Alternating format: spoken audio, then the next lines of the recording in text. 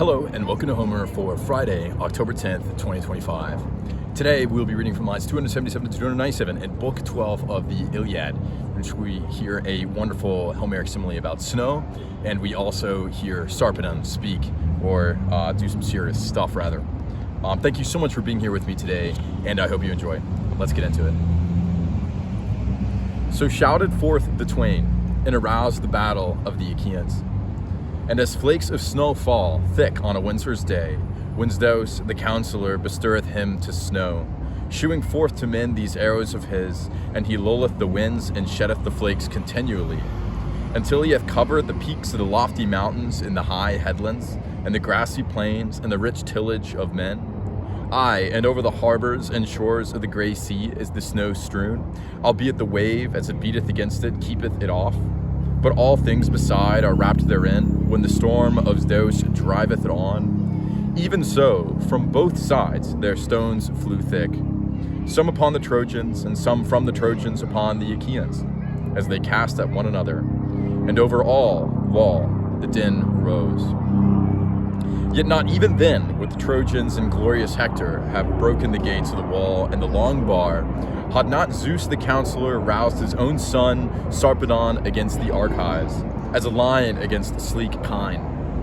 Forthwith he held before him his shield that was well balanced upon every side, a fair shield of hammered bronze, that the bronze-smith had hammered out, and had stitched the many bulls' hides within with stitches of gold that ran about its circuit.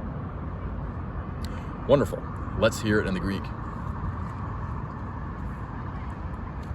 Hostoge probon temake notruon nonakaion, tondoste nifades kionos piptos itameiai, amatike merioi hoteora tometiatas dos, niafemen anthropois ipifaus komenos ta hakela, quae messas danemus geem pedonofra calupse, hopse lon oreon coropas kai pro anasacrus, kai pedia lo tuon kai andron piona verga, kai tephalos polies kakutai limasin te kai actais, quo modemim pros plasto narua katayala te panta, alutai catupeth hotepi brise dios ombros, hosto nam pateroth, os elitoi poton totemeiai,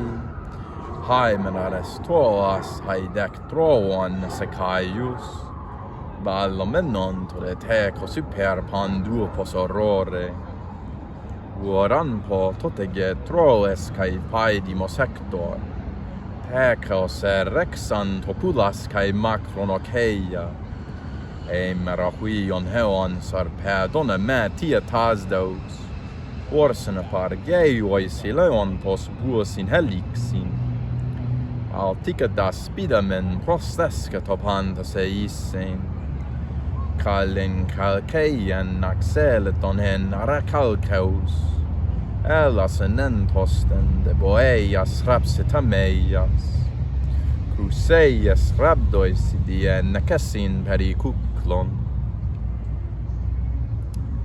What a beautiful metaphor for the snow, first of all, and what a beautiful way of talking about the stitches of gold, right? I guess these are rabdoisi dien necasin pericuclon. So the rabdoi, right? It's not really clear what hrabdos are, hrabdoi. To me, it sort of sounds like etymologically a bit like rhapsodoi, actually. And of course, a rhapsodos is the person who stitches together the lines in order to create like a bardic performance, such as the one that you just witnessed here in the park. I'm so sorry about the noise, but we can't do anything about helicopters in Manhattan. Anyway, these ornamentations of the shield and the agency of Sarpedon, I think it's interesting to think about how the all right. So let's see the transference. So it's all Zeus, right? Matiatas dos, right? And the first 277, 8, 9, 279, Matiatas dos, and then also down in 290. What is it? 290. what would that be? 432, 292. So if Zeus was not minded for his son Sarpedon, right, and also if Zeus was not minded to, stir on the snowflakes, what do the snowflakes have, right? Well, they're stitched together with gold, right?